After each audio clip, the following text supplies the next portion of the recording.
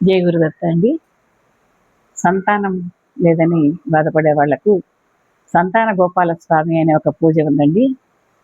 ఈ పూజా విధానము బాబా గారు నాకు కలలో చెప్పినది. ఈ పూజా విధానము నేను ఎంతో మందికి చెప్పినాను. అందరికీ కూడా 100% సంతానం కలిగింది.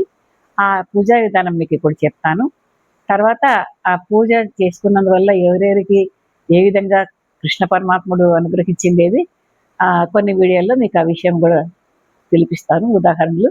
ప్రస్తుతానికి నేను కృష్ణుడి పూజా విధానం గురించి చెప్తాను. ఈ పూజకు ఖర్చు చాలా తక్కువ, ఫలితం చాలా ఎక్కువ. అయితే ఇక్కడ ముఖ్య ఉద్దేశం ఏమంటే నమ్మకము అనే దాని వల్ల మాత్రమే మన కోరిక సిద్ధిస్తుంది అనే దానికి 100కు 100% నిజము. నా దగ్గరికి వచ్చిన వాళ్ళకు నేను చెప్పిన వాళ్ళందరూ కూడా అంతే నమ్మకంతోనే ఆ పూజలు చేసిన ప్రతి ఒక్కరు కూడా సంతానాన్ని పొందినారు. అది ఇంకా తెలియని వాళ్ళు తెలుసు. దీని గురించి ఉపయోగం ఉన్న వాళ్ళు ఎవరన్నా ఇది విని ఆచరిస్తారన్న ఉద్దేశంతో నేను ఇది చెప్తున్నాను మీకు అందరికీ. ఇది చాలా తక్కువ ఖర్చుతో కూడుకున్న పూజా విధానము. సంతానం కోరుకున్న స్త్రీ ఋతుమతి అయిన 5వ రోజు ఈ పూజ మొదలు పెట్టాలి. 21 రోజులు చేయాలి.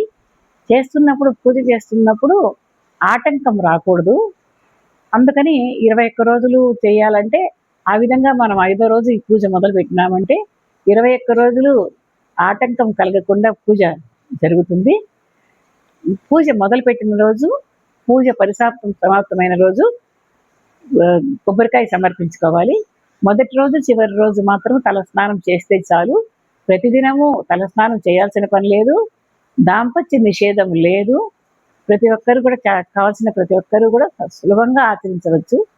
మీ దగ్గర కృష్ణుడు పారాడే కృష్ణుడు, దోగాడే కృష్ణుడు అంటారు కదా, ఆ కృష్ణ విగ్రహమైనా సరే, చిత్రపటమైనా సరే, ఏదున్నా పర్వాలేదు. అది మన పూజా మందిరంలో ఉంచుకొని మనము ఉదయం ఏది భుజించకముందే లేచి స్నానం చేసి మనము కృష్ణ పరమాత్మకు దీపం వెలిగించి పుష్పం సమర్పించి కొద్దిగా వెన్న నైవేద్యం పెట్టాలి. 21 రోజులు కొద్దిగా వెన్న నైవేద్యం పెట్టాలి. ఆ వెన్న పెట్టిన నైవేద్యము ఆ సంతానము కోరుకున్న స్త్రీ మాత్రమే స్వీకరించాలి. ఇంట్లో ఇంకా ఎవ్వరికి ఆ వెన్న ప్రసాదం ఇవ్వకూడదు. అందుకని ఆ స్త్రీ ఎంత ప్రసాదం తినగలదో అంత మాత్రమే కొద్దిగా వెన్న నైవేద్యం పెట్టాలి కృష్ణ పరమాత్మకు. ఆ వెన్నతో పాటు ఇంకా ఏమన్నా మీకు ఇష్టం వచ్చినవి ఏమన్నా కూడా మీకు అందుబాటులో ఉన్న పండు కానీ ఫలం కానీ ఇంకా మీకు ఇష్టానుసారము ఏమన్నా కూడా పెట్టుకోవచ్చు. కానీ అవన్నీ కూడా కావాలంటే మీ ఇంట్లో అందరికీ పంచుకోవచ్చు. అటుకులు కానీ బెల్లం కానీ ఇంకా ఏమన్నా పంచుకోవచ్చు. వెన్న మాత్రము ఆ ఇల్లాలే పూజ అవుతూనే దీపం వెలిగించి హారతి ఇచ్చి ప్రదక్షిణ నమస్కారం చేసుకున్న తర్వాత ఆ వెన్న స్వీకరించిన తర్వాత మళ్ళీ ఆమె ఏమన్నా స్వీకరించవచ్చు. ఈ విధంగా 21 రోజులు చేయాలి. ఈ మిగతా ప్రసాదం ఎవరికైనా పంచవచ్చు. ఈ విధంగా 21 రోజులు పూజ చేయాలి. ఈ పూజ చేసినప్పుడు ఆ కృష్ణుడి పటం కానీ విగ్రహం కానీ తుడిచి గంధం పెట్టి బొట్టు పెట్టి పుష్పం పెట్టి దీపాలు పెట్టి హారతి ఇచ్చేంతసేపు మీరు అష్టోత్తరమే చేసుకోవాలని లేదు. అష్టోత్తరం చేసుకోవచ్చు, సహస్రనామం చేసుకోవచ్చు. అవేవీ లేకుంటే కన్నా గోవిందనామాలు చెప్పుకోవచ్చు. అవి ఏమీ లేకుంటే ఓం నమో నారాయణాయన అనుకోవచ్చు, లేదంటే ఓం శ్రీకృష్ణాయ నమః అని కూడా అనుకోవచ్చు. ఏం చెప్పుకున్నా ఏదన్నా చెప్పుకోవచ్చు.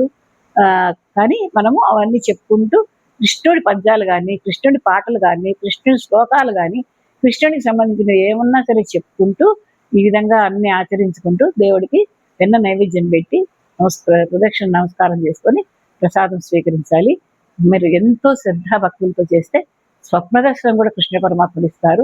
అందరికీ కూడా స్వప్న దర్శనం ఇచ్చినారు.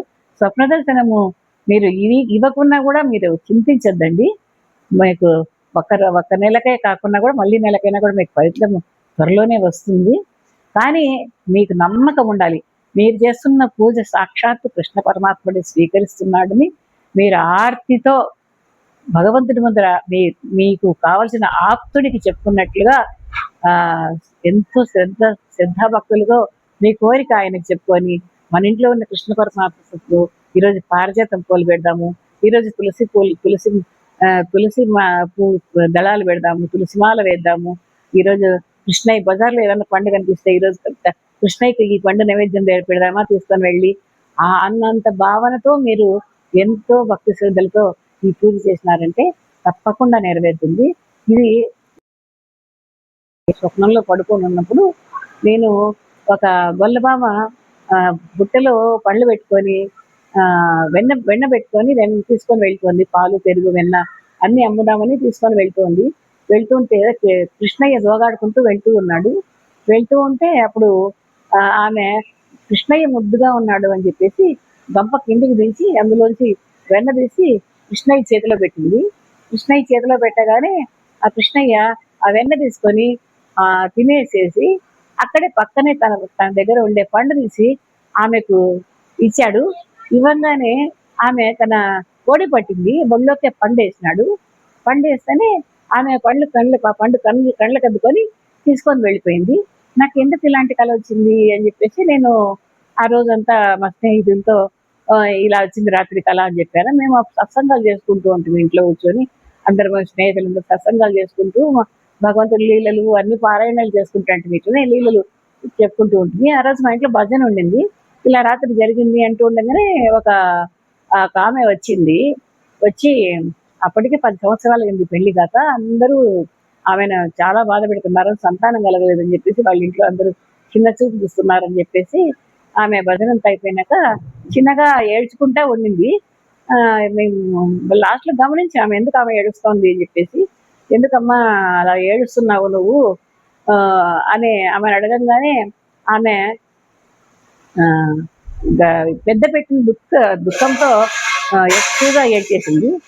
ఏడవంగానే ఎందుకమ్మా అంతగా ఏడుస్తున్నావు అనేసి అడిగితే, ఇట్లా నాకు సంతానం లేదు, అందుకనే నాకు చాలా బాధగా ఉంది, నన్ను అందరూ కూడా సంతానం లేదని చిన్నచూపు చూస్తున్నారు, అందుకని నాకు బాధ కలిగింది. ఈరోజు ఈ భజనలో నాకు ఏదో వైబ్రేషన్స్ వచ్చి నాకు ఇక్కడ దుఃఖం వచ్చింది. ఆ దుఃఖం మీరు అడగంగానే ఇంకా ఎక్కువైపోయింది అంటే, అదే నేను రాత్రి సూచించిన దానికి సూచన ఇదేనేమమ్మా, నువ్వు ఈ రోజు నుంచి 21 రోజులు కృష్ణ పూజ చేసుకో. ఆ కళలో కృష్ణయ్యకు గొల్లబామ వెన్న ఇవ్వగానే ఆ కృష్ణ పరమాత్మ పండిచ్చినాడు అని చెప్పేసి నేను చెప్పాను. చెప్పంగానే ఆమె మరుసటి రోజే వచ్చి ఆమె తీసుకొని వెన్న ఎదురింటామే వెన్న మా ఇంట్లో రెడీగా ఉందిమ్మా, నువ్వు రేపురా వెన్న ఇస్తానని చెప్పింది. నేను మా ఇంట్లో కృష్ణుడి విగ్రహం ఉంది లేమ్మా ఇస్తానని చెప్పాను. కృష్ణుడి విగ్రహం నేను ఇచ్చాను, వెన్న ఎదురింటి ఆమె ఇచ్చింది. ఆమె తలస్నానం చేసుకొని వచ్చి తీసుకొని పోయి పూజ మొదలుపెట్టింది. 21 రోజులు పూజ చేసింది. మళ్ళీ ఆమె రుతిమతి కాలేదు, 10 నెలలకు పండంటి బిడ్డను ఆమె ఎత్తుకొనింది. ఇది అక్కడికి మొదలు. అది ఆ రోజుతో అది మొదలైంది సంతానం కలగడం, కృష్ణ పరమాత్మ ఇవ్వడము. ఇలా 100 మందికి సంతానాలు కలిగినారు. అవన్నీ భగవంతుడు నాకు చెప్పినవన్నీ, నాతో పలికించినవన్నీ ఎవరెవరికి ఎలా జరిగినవి లీలలన్నీ కూడా మీకు చెప్పుకుంటూ వస్తాను. ఇది కృష్ణ పూజ విధానము. అందరు ఎవరైనా కావాల్సిన వాళ్ళు ఆచరిస్తారని ఆశిస్తున్నాను. జై గురుదత్త.